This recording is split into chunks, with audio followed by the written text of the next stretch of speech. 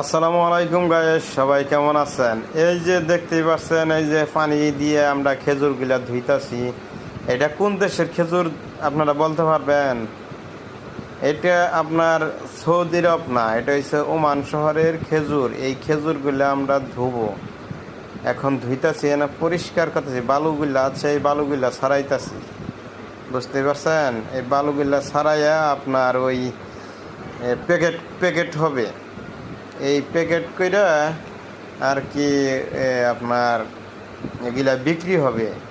Piece packet, প্রতি piece packet বিক্রি হবে, বুঝছেন?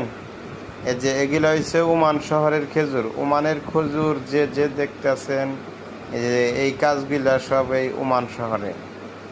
ওমানের খেজুর মাশাআল্লাহ দেখতে অনেক সুন্দর। এই খেজুরগুলোর নাম কি বলতে পারবেন?